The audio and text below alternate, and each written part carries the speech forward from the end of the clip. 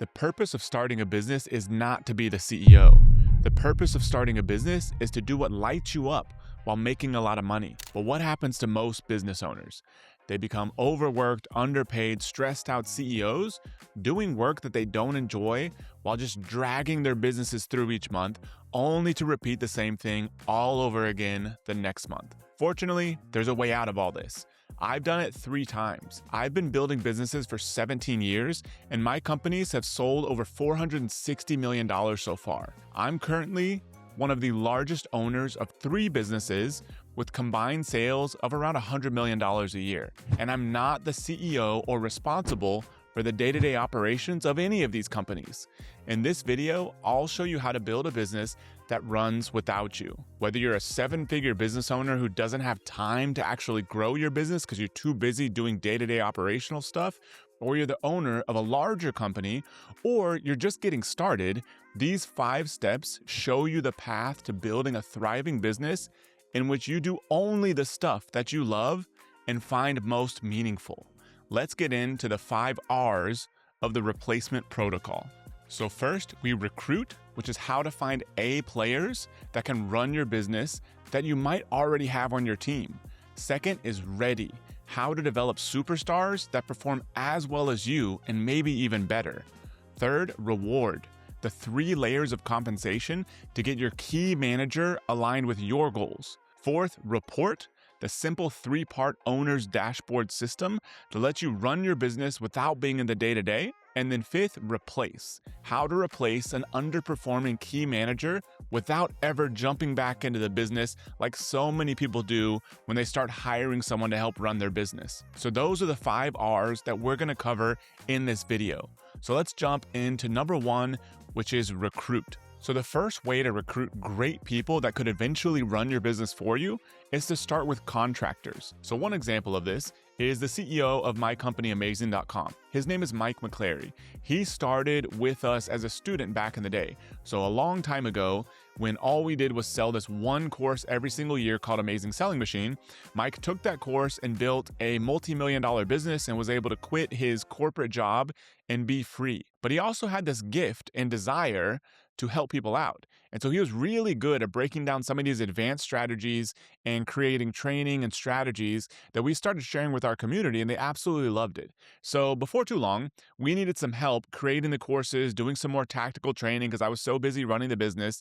And so he started doing some training with us. And then after a year or two, he became the main person behind that course. Later on, he ended up taking more of an operational product position, and today he runs the entire business. And so he started off with just a contractor. He was a student, but then he became a contractor that we literally just paid to create some course material. Then we ended up bringing him on as a full-time employee, and then eventually he rose to run the entire business. And so that's an example, and one of the best ways to recruit people is you might already have contractors that you're working with, especially these one-on-one type people that you think are really good. Or maybe it's even a person at an agency that you're working with that you just really like. And the beauty about this model of recruiting people is you get to test people out before you have to fully commit to them. That's the biggest risk I found, and I've hired I think over 100 people now across a variety of businesses. The biggest risk is when you use a recruiter or you're just out there posting on LinkedIn and all this kind of stuff is that you hire somebody. A lot of times they just don't work out. It doesn't matter how good you think you are at interviewing. If you've never worked with them and they're just sort of coming off the streets to work with you, there's a good chance they won't do what you want them to do. You just don't get along with each other. They have different goals and aspirations. But when you start with somebody in a contract position, you've already worked through all those things over a few months or maybe even a few years. And that's exactly what we've done with Mike. And it's a model that works really well. What you should do right now, if you want to get out of running your business, or in the future, if you want to get out of it, is make a list of all your current contractors. These could be designers, these could be agency people, these could be customer service employees, operational employees, other marketing employees. And which ones do you like? Which ones do you genuinely enjoy working with? And also, which ones do you think have greater potential? Because a lot of these people, they don't have to have that skill set built in from day one. They don't have to know all the things you know as CEO, but over months or over years, you can train them on all of those things if they're smart, if they're capable, and you like working with them, and you've proven that out in a contract relationship over a period of months or years. So that's source number 1. Now, source number 2 is employees. You can train your future CEO from any current role that you have in your company, no matter how small their current role is. Give you an example. The CEO today of Costco, which is a $400 billion company, he started off as a forklift driver 30 years ago or so.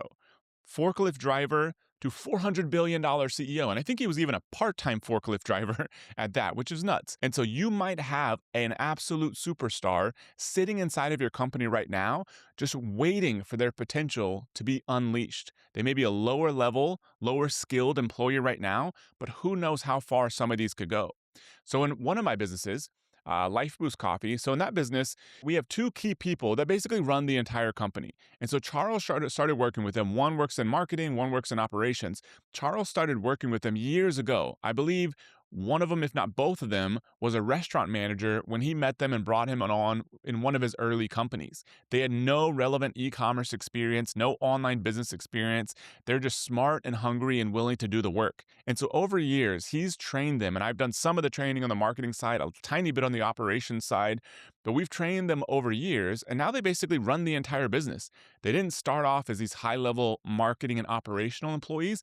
They started off at lower levels of the business, basic email marketing for our marketing employee, basic customer support for our operations manager. Now they basically run the entire business. So low level employee or low skilled employee, all the way up to basically running the entire company, which is an important point here is you don't have to actually ever make any of these people the CEO if you don't want to give up that title or you still want to retain that for whatever reason. Neither one of them is the CEO of the business, though who knows, at some point they could be, because Charles wants to retain that title and retain that role. But they still operationally basically run everything for us. Charles gets to do what he really likes to do, which is some of the product selection stuff, product research, some technology innovation. I do some of the stuff that I like to do, which is some of the marketing funnels, a little bit of the ads, and managing a few growth areas of the business while they take care of everything else. And the beauty about this too is by having two of them, which is not completely necessary, but by having two of them, which is common in bigger companies, is if anything ever happens with one of them, we've got two different options of somebody that could at some point in the future end up being the CEO of the entire business. So what you want to do right now, kind of like with contractors, is make a list of your current full and part-time employees. What are their roles and responsibilities? You should have this kind of thing in some place anyways, because it's a good tool to be able to reference. And who has the potential for something more? Who do you think has untapped potential? There's someone that you just see delivering. They're reliable, they're responsible, they're smart, they're willing to learn. That kind of person could end up running your entire business for you. Now, this kind of leads us to the final point of this recruiting section is what if I don't have anybody? You must start building your A team today. I can't tell you how valuable this is to have a long-term group of people that know what they're doing. They've worked with you for a long time. They're strong employees. They're smart. You've nurtured them. And they're just high caliber people. Life becomes so much better when you have those people on your team that have been with you for years. And if you don't have them now, today is the time to start building it. Even if you start with just basic customer service employees, but hiring with the idea that they may start with low skill, low ability in overall business aspects because they don't have a lot of experience, but they potentially can end up rising up to a much higher level. And so when I hired my first employee, it was tough because I had basically quit my investment banking job and then decided to go build an e-commerce business, but I was building it from nothing with no experience whatsoever. So the business was only doing like $3,000 a month in profit, but I was just overloaded with customer service and operations and inventory ordering and everything else. And I was doing all the customer service myself, including answering the phones. And I was like, I need help. So I literally went on Craigslist, which was a thing at the time, and I put a job posting out, and here comes Kyle. He shows up at my office. He said he had just driven from Arizona because he wanted to live in Austin and was just looking for a job. And so he showed up and ended up working with me for years. He worked out great, went on to go build his own SEO agency, and he really helped me. But the key thing is I had to take a step back in profit at first because I had to pay him at least a couple grand a month to work for me as my first employee. But that was the only way I was going to get to the next step. So I didn't hire 20 people at once. I didn't go overkill like a lot of people do. But what I did was hire one person that could end up taking on a lot of responsibility. So I ended up getting out of that business and sold it and all that kind of stuff. But had I kept at it, he could have been the guy running the entire thing. But that was the only way that I was going to get out of doing everything myself is if I was willing to take a slight step back in profitability. So if you don't have anyone on your team, that's the kind of investment it's time to make right now. And one tool you can use for this that I do probably once, I used to do it every 6 months, but now it's probably every 2 years or so, is a 2 week time audit. And so this is an audit where you literally sit down for, I recommend 2 weeks. I use a Google Sheet and I document every single thing I do with my time, personal and business, for 2 straight weeks. And so I'll literally wake up, say I wake up at like 6 o'clock in the morning. The first entry will be start 6 a.m. And then it'll usually be, make some coffee, feed our dog, take our dog out, get ready, that sort of thing. And that maybe takes me till like 6:15 a.m. Then it's like 6:15 a.m. to 7:50 a.m. I read a book or planned my day or did whatever. And it goes like that throughout the rest of the entire day in kind of minimum of 15 increments or something. You don't need to put your bathroom breaks in there, but document most importantly the work that you're doing and how you're spending your time. Because after you do this for 2 full kind of normal weeks, you're going to find out that maybe how you want to be spending your time is not how you're actually spending your time. Because a lot of people come to me and they're like, "Matt, I'm so overloaded. I got all this stuff going on in my business. I don't know what to do." But they don't really have data on what's actually taking up their time, because the stuff that's stressing you out may not be the stuff that's really taking up your time. But the stuff that's taking up your time is maybe not giving you enough room to be able to address this other stuff fully. So I recommend doing a 2 week time audit. Document every single use of your time for 2 weeks, then categorize it at the end. What is the stuff that needs to be done? What is the stuff that you love to do? And then what is the stuff that you hate to do? And then your goal at first is to start hiring people, these people that could eventually run your whole business for you. Start hiring or offloading some of the stuff that you absolutely hate to do and needs to be done. That's the stuff to get off your plate as quickly as possible. And that gives you a room and an area to start hiring people that could end up running your entire business for you in the future. Now, lastly, why not just hire professional executives, a professional CEO? Because they're out there. No matter what size company you want, you can go hire a CEO tomorrow. Problem in my experience is that usually hiring outside executives is expensive, and in my experience has a very low hit rate from because they often have worked for other businesses. They kind of want too much. They don't want to get their hands dirty. And especially if they came from much larger businesses, has not worked out great for me. We at one point hired 3 executives that were all, I think, $250,000 or so a year salaries, plus bonuses, plus some equity at our company, amazing.com. And we were just scaling like crazy. And one of them worked really well for a couple years because our finances were a disaster. Didn't work so well after that because we didn't have as much needed to be done, but that's a whole other thing. The other 2 were both complete disasters. They both came from much bigger companies, and they were just not a great fit for our business, but yet cost us a ton of money. So I'd much prefer to hire somebody that we've already worked with for months or years as a contractor or as an employee. So do not hire professional executives unless you either have a lot of funding or you've got some really good people advising you who've already done that before successfully in their own businesses. Now we're about to get into the second R, which is to ready the person to run your business. But I want to let you know is that below this video, there's a free workbook in which I walk you through evaluating your current team for who could replace you and how to apply all of these R's to build a business that runs without you. So grab that 100% for free below this video. So number 2, ready. Imagine you run a hospital and you want to hire a new surgeon. You don't just hire somebody brand new with zero experience and let them start cutting into patients. You help them earn your trust and develop their skills over time, piece by piece, because it's your hospital. Your business is your hospital. And the person, even a lower level employee, but especially the person that's going to run the whole thing, they need to earn your trust over time. And you need to work with them and to develop them. So it's not just on them, it's also on you to do your part. But once you make this investment, you'll never have so much freedom as when you have a high level person that all the problems, all the issues flow up to them, and you know they're competent, as competent, if not more competent than you at dealing with those issues. So it's no longer you having to put out all the fires, they're the ones dealing with that. I experienced this a lot, not just in the CEO roles that I hired, but when I hired the first good copywriter that we had at Amazing. because we built that business on a launch model, and the business did over $100 million in sales selling courses. It's done over $200 million in sales today. And I wrote the sales copy, meaning the actual words on the web pages, the sales videos, the emails, everything. I wrote probably 90% of that stuff myself for the first few years. I read all the copywriting books. I went through all the training. I listened to all the experts. So I became pretty good at that stuff. And I was very reluctant to hire anybody for that role. And we hired a few people that were just not great fits. They wrote very boring copy. I knew it was never going to convert. And I thought I was going to never get out of that. We had such a big team that I was able to get rid of everything else.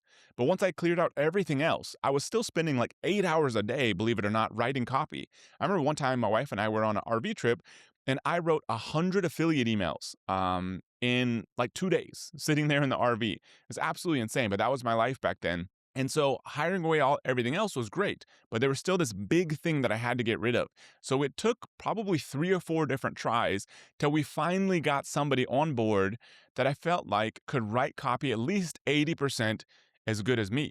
And once we had her on board, all of a sudden my workload dropped by like 90% because that big thing that was taking up 8 hours a day was 100% off on my plate, other than a little bit of reviewing. That's when my whole life changed. And that's what's possible. It just may not happen on the first time around. So for any role, especially a general manager type role, give responsibility slowly. When I was hiring that copywriter, we didn't say, okay, we've got this huge launch coming up that we only do twice a year, and basically the whole business is built on that. So if we screw it up, all of a sudden the business is going to tank. We didn't all of a sudden from day one give her responsibility over all of that. We started with some emails, we started with some affiliate copies, we started with some smaller videos, and then eventually, after I think a year and a half or so, she was writing copy for those big launches, and I was only doing like 10% of editing. And she was literally writing scripts for me to say on the videos. But that took time to develop, and we had to build trust, just as if you're the hospital manager training a new surgeon and your whole reputation is built on their performance. It has to happen over time. And so expect it to take more time than you would like for any new hire. You're going to have to likely spend more time than you do on that role today because you're training somebody and you're still fulfilling that role. But this is the only path to freedom. And the business that you love is through this process. You just have to trust that it 100% works. And once you get this person on board, it's time for you to step into the coaching role. This is about readying that employee. So then it's time to start stepping into the coach role with this person once you have them on board. And so I recommend using one-on-ones, which sounds like the most boring, mundane management tool possible, but it's incredibly effective and you don't have to do it forever. So I learned this reading the book High Output Management by Andy Grove, who was the former CEO of Intel that a lot of people in Silicon Valley look up to because he produced so much success, smart management writer. And so this tool of one-on-ones worked great for me. So when Mike McClary was stepping into the role of CEO at Amazing, I didn't just say, here you go, good luck, we'll see you later.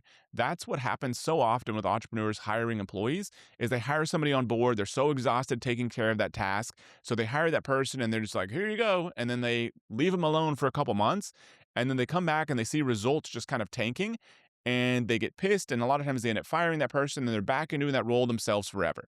Don't do that. The way you solve for that, like I did with Mike, is you do one-on-ones. And so the protocol, as I remember it from Andy Grove that I used before, is you have a regular one-on-one with the person in which they set the agenda. So what I like to do is we create a shared Google Doc that they, before each meeting, at least 24 hours before, they put a bulleted list of items that they want to discuss with you. You are not setting the agenda. You're letting them set the agenda so they can get help and advice for you and you can hear what's on their minds. Because a lot of times it's not going to be the stuff that you expect. And so we would do this for a couple months with Mike. And so Mike would write down what he thought we should discuss, things related to marketing, whatever's going on in the business, needs help making decisions. And then we would jump on the call and we would start discussing through those points. And at the end of that call, we would schedule the next one and make sure that we have the next one for the next week booked. Very simple, but this solves that whole not knowing what the person's doing, not being clear on expectations, results tanking over months, and it's really hard to recover at that point. This makes sure you're proactively addressing these things ahead of time so that this person can thrive in that role and you can never have to do it again. So do your one-on-ones with the key manager and also really any high-level employee that you want to develop. Even lower-level employees, you can have somebody else doing this, or maybe it's you at first, and let them make mistakes.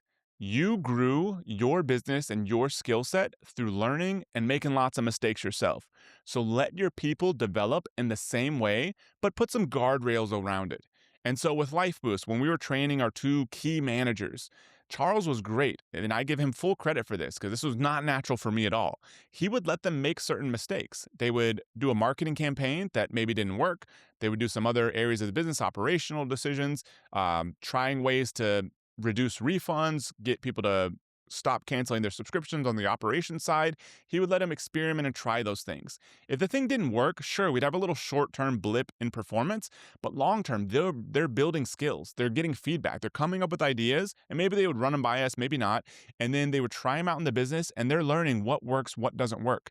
If you protect your employees or protect these key managers and don't let them make any decisions, make them check with you on everything, they're never going to learn and develop, and they're never going to be able to run your business at the level that you want them to. So within reason, don't just disappear, let them run the whole thing collapses, and then you're pissed. I've seen that before too.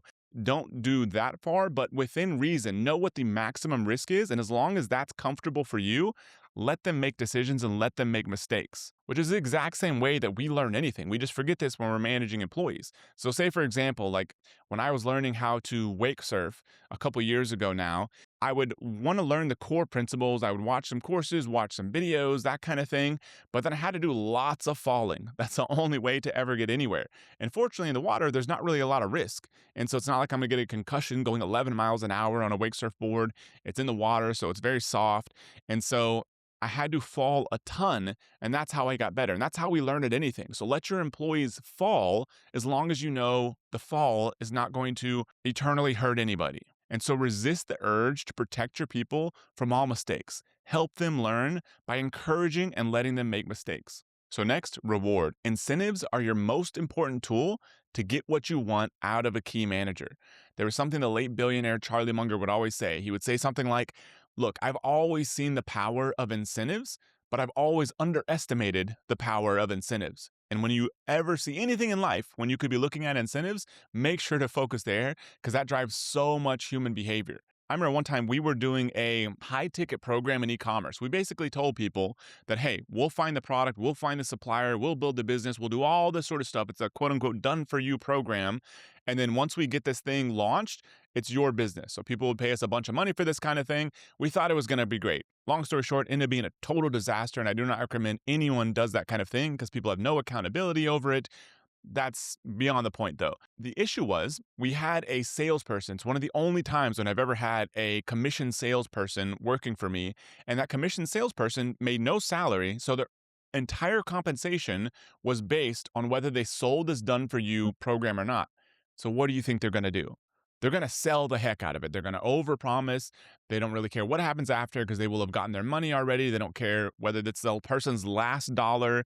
They don't care what they have to promise that person. So they made all kinds of promises that we only uncovered later and ended up being a complete nightmare that took us a couple years to unwind this thing.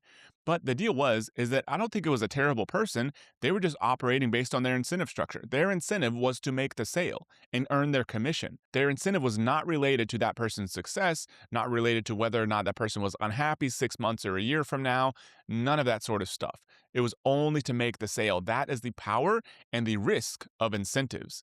And so with Mike, for example, at Amazing, his incentive structure, we've tried to do some work so it's aligned with what I want as the primary business owner. I want to make sure that whichever key managers are working for me, their incentive structure encourages the kind of behavior that I want. So you have to ask yourself in your business or any business you build in the future, what do you want out of that company or out of that role, out of that responsibility? How can you properly incentivize it so you get what you actually want, which is typically some combination of you want the person to treat the business like it's their own. You want them to act well and be aggressive in the short term while also building the long-term health of the business. And so it really ends up boiling down to 3 layers of compensation. There's their salary. So it makes sure that they can kind of keep their lights on at home. So usually this is a market-based salary for whatever the role is. So now they're comfortable. They're not worrying every single month, not super anxious whether they're going to make enough money to pay their bills and that kind of thing. They're not constantly looking for other jobs. So you take that off of the plate. And so, number one is salary. Second layer is bonus because you want them to go above and beyond. If there's no bonus component, then they're kind of just going to be checking the boxes. And this will be anybody, even good people. It's just the nature of the incentive structure that we're offered. So, second is a bonus, some sort of performance based bonus that's ideally tied to their specific role. And so a lot of people make the mistake of they only do like a company-wide bonus where this person might be a customer service person. Maybe that customer service person, instead, you want the bonus tied to number of tickets they respond to and the quality of their responses, maybe either rated by customers or some other way of measuring quality of customer service responses. Same thing with a higher level marketing employee. They're getting pretty up the food chain in a company. So maybe you do have some company wide style bonus, but if their main responsibility is marketing, their bonus structure should be tied to that area of responsibility. That should be the majority of their bonus structure, encourages them to stretch, encourages to deliver, provides some accountability for the role. So that's layer number two of compensation. So we got salary and bonus. Third is equity. And so this could be actual equity in the business, which can be kind of complicated and is not always a great idea, or it can be some equity-like compensation. So if you plan to sell your business and you want to make that known, maybe they'll get some piece or some additional payout when and if your business is ever sold. Or if you don't ever plan to sell it, maybe this is some company-wide bonus metric so that now they're thinking more like an owner. They're not just like, how do I do really well in this role? How do I just collect my salary? Now they're like, okay, I'm thinking more like an owner because I want the whole business to succeed. Overall, I want it to produce profit. I want it to grow revenue, all those kind of goals that you have for your business. That's how you design that with these three layers of compensation: salary, bonus, and equity. So put those in place for the main person you want to run your business so you can completely get out of doing all of that forever. In the workbook below this video, I break down these three layers of compensation so you can apply it to your business. So get that workbook below this right now for free. Number 4, report. So once you have this person on board, you need a way to monitor the performance of your company without being involved in everything day to day. Because if you're stepping away from that role, you can't just hope for the best. You need a way to monitor what's actually happening inside of the business without you actually being inside of the business. So I remember at one point when I stepped away from LifeBoost, after we built it for a couple years, we had the pandemic happened and Amazing just went crazy. And so everyone and their mom wanted to build an e-commerce business. So it was a very unique time in that company. So I kind of stepped away from LifeBoost temporarily, stepped back into Amazing, just kind of lead it through that time period while we were also in transition between two different CEOs. Because the first one, we hired an operations guy, was not really the best fit for us. So we were in between Mike taking over. And so I basically, long story short, stepped out of LifeBoost for a year. Only way I was able to do that while the business was still doing well was because we had this way of monitoring what was happening in the company. I could see total sales, I could see profitability, we had a good financial package, we had CFO level reporting coming to us, and I also had a daily report that told me how sales were going, how cash flow is going, and that allowed me to have basically very minimal operational involvement for LifeBoost for a whole year while the business did really well. Now, I did end up jumping back into marketing because when I stepped away, the whole business was doing pretty well, was managed well, we were still growing, everything was good, but we had a hole in our marketing department that I was kind of filling and was doing everything. When I stepped away, 95% of everything else went well, but this one area was missing something. There was not a lot of great oversight in our paid performance and funnels. And so that's why I ended up jumping back in to sort of fix and solve for that. And so I did end up jumping back in, but I was gone for a whole year while the business did extremely well. And so this was a great lesson for me about the ability to step away because of having the right metrics and also the need to fill holes in the business, which can allow you to fully step away forever, which is basically where I'm at today. In LifeBoost, I only do the things that I absolutely love to do. I provide some strategy. I do some paid marketing stuff. I work with Charles. We get to do the things that we really love to do in the business while everything else is taken care of. And a big part of it is because of this reporting structure. So the first thing I recommend you put in place now, even before you have somebody in this role, but especially after you have somebody in this role, is first what I call the daily pulse report. And so this is basically a simple report that somebody sends you automatically every single day. I recommend including sales, your sales from the day before. I recommend including a few different other metrics, especially your daily cash balance in your business bank account. And if there's 2 to 3 other key metrics in your business, don't go overkill with this stuff. So ours includes sales. It includes sales on Shopify and Amazon. This is for LifeBoost. And then also includes one of our key performance metrics, which is our subscription count. And it doesn't include much else. And because if you include too many of these metrics, you're never going to look at this stuff. It requires too much time and it's hard to manage. So I recommend 3 to 5 total metrics. And I also prefer to have this emailed in a body of an email. So no external spreadsheets I have to check. It's literally a screenshot our guy takes of his spreadsheet, puts it in the body of the email. That means I can scan it in about 20 seconds every single day. Great system. I call it the daily pulse report. I get it sent to me Monday through Friday. So every day except for Monday includes the day prior stats. On Monday, because the weekend just happened, I get Friday, Saturday, Sunday stats all in one email. So I call this a daily pulse report. That's thing number 1 I recommend you put in place of this whole system I'm calling the owner's dashboard. The other piece of this is your monthly financial package, because you need a high level view of your business to make it more predictable and more powerful. I remember at one point with Amazing, when we were kind of growing like crazy and I didn't know what I was doing and our financials were all over the place and it was just a disaster financially, even though lots of sales were coming in. I was putting on a mastermind for high-level Amazon sellers in St. Lucia. And there was a guy there who had a lot more business experience than me, but he wanted to learn some e-commerce stuff.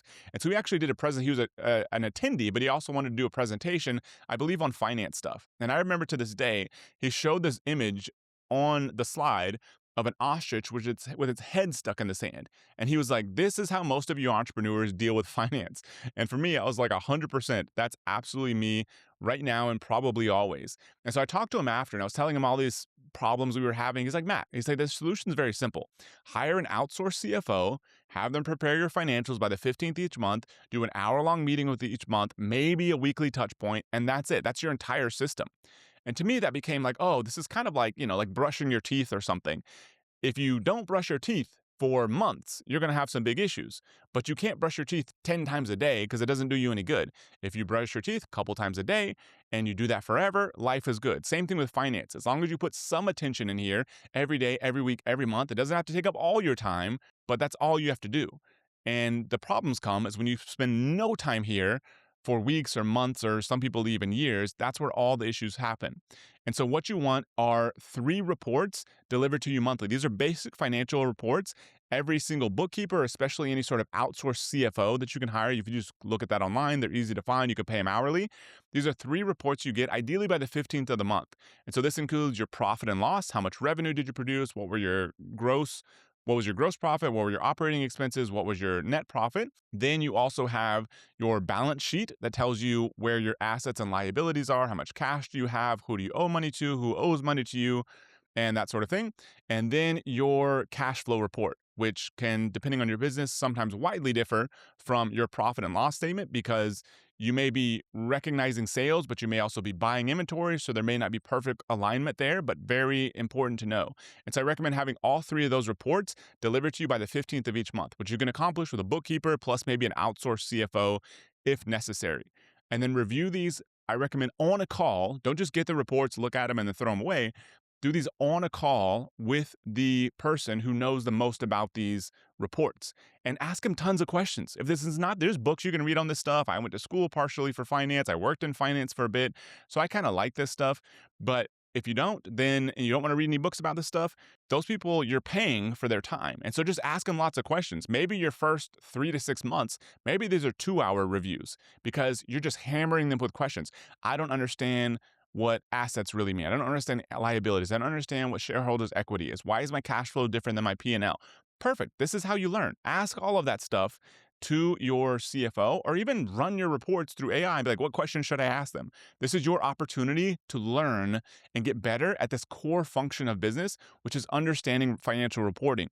The better you understand this, the better you'll be able to run your business without being involved in day-to-day operations. Then the last piece of this is not to just look at what happened historically. So all the data that we've talked about so far, the daily pulse report, the financial package that you're going to review monthly, that's all historical data at this point. You also want to be looking forward. So this is where you want some sort of forecast in your business, because it allows you to get smarter about making decisions. And so you can make your business more predictable, which means you need to review what you thought would happen versus what actually happens. So I remember years ago when I was, for some reason, got into a lot of tactical things. I learned how to fly a helicopter. I did some like evasive and protective driving where you're driving around cop cars and going through cones and all kinds of stuff. And I ended up doing some martial arts, some knife fighting, and a lot of shooting related stuff. There's a whole phase I went through for a couple years. And I did this one nighttime shooting class where you're laying on the ground and you're shooting at targets, and it's getting darker and darker and darker. And it gets harder and harder to see. But because you've already sort of calibrated towards that target, I did really well in that little segment of this thing, though overall not fantastic. But in this little segment of this thing, I did really well because I have pretty good nighttime vision and I already knew where the target was. But imagine you were out there shooting, whether it's a gun or a basketball or whatever, but you couldn't see or hear the target that you're after. How would you ever get better? This is what a lot of us do when we're making decisions in business and in life, is that we don't even know what we're aiming for, first off. And second off, we don't ever look whether the outcome of those decisions was any good. And so what you want to do with a forecast is so that you can make decisions and see if the outcomes you produce are what you hoped or better or worse. So that allows you to adjust and calibrate and get better at those decisions in the future. And that's what a forecast does. The only way we were able to scale LifeBoost 10 times in 1 year with 5% operating expenses was because we had a good forecast. It allows us to be very aggressive on marketing, knowing that we weren't going to burn cash because we knew exactly, here's the sales we think we're going to produce. If we produce those sales, here's what our gross margin is going to be. And then here's what our other operating expenses are going to be. And then here's what our net profit is going to be. We forecasted all of that stuff for the whole first year. Every single month, we sat down and reviewed, okay, here's what we actually did versus here's what we thought we were going to do. Why were we wrong? Where could we improve? How do we get smarter in the future? Then we updated our forecast based on that information for the rest of the year and usually pushed it out 1 month. And that practice allowed us to be super aggressive on marketing and scale our business 10 times in 1 year. And we did like 200 grand the year before I joined the business in 2018. In 2019, the first year of working together, we did 2.5 million. And then next year, 16 million, and kind of went up from there. But that was only possible because of this forecasting system. And so I recommend you forecast 12 months into the future. You don't have to forecast your entire financials, every granular detail, but at least revenue, your core cost of goods sold expenses. And so these will be things like inventory or whatever it takes to deliver your product, shipping, that kind of thing. And that'll give you your gross margin and gross profit. Then a few of your operating expense categories, maybe marketing, maybe people costs, whatever else is relevant to your business. Forecast those 7 or 8 things total for the next 12 months, month by month. Then each month during your financial review what actually happened versus what you thought was going to happen. Did you produce more or less revenue than expected? Maybe you produced the same revenue, but for some reason, your gross profit or net profit was way lower than expected. That's great. That allows you to get smarter about forecasting in the future and allows you to have a better job controlling your business and scaling it without running out of cash. So lastly, replace. Here's the reality of hiring anybody, even high-level employees. Not every hire is going to work out, and that's totally fine. What you want to do, and I heard this talked about by a guy who owns a holding company years ago on a podcast, he called it building scar tissue with hiring CEOs. Basically, you're just going through the process, just like you've hired anybody in a business. You have to go through this process of learning who to hire, who not to hire, how to manage them, all those sort of things, and eventually you'll get it right. The solution is not to be like, oh, I tried one person, it didn't work out, I'm never doing this again. That's not the process we go through in other areas of our life. It's not the process we should go through here. When we hired the first CEO of Amazing, that was not me or my original business partner. He started in operations. He's a great guy, the best people manager I've ever worked with. He could turn all the problems I was creating in the business, trying to grow things too fast and whatnot, causing chaos with all of our employees, and he would have smoothed all of that out with them. Was amazing at managing people. But that business was so dependent on direct marketing, meaning doing funnels, doing ads, doing launches, doing promotions, heavy copywriting. That was just not his background or skill set. And so he ended up not working out as CEO, but that was a big learning experience for me.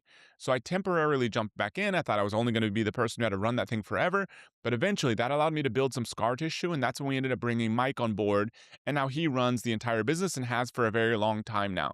It took going through that experience and being willing to try again that gave me complete freedom to not have to do anything in that business. My entire involvement in that company today is literally about 5 minutes a month looking at our financial reports, and an occasional call with Mike because I like to bug him about things, but no day-to-day operational responsibility whatsoever. And it's all because I was willing to try and fail and try again.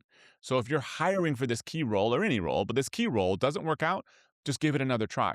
So to wrap up, being an entrepreneur brings a level of freedom and purpose unlike most employees are ever going to experience. But don't let it become a trap. Replace yourself so you can do the work that lights you up, the work that only you can do, because the world needs more entrepreneurs on fire. So get the full workbook of everything we talked about today so you can actually implement this right below this video. It's 100% for free. Grab that workbook right now, and thanks for watching.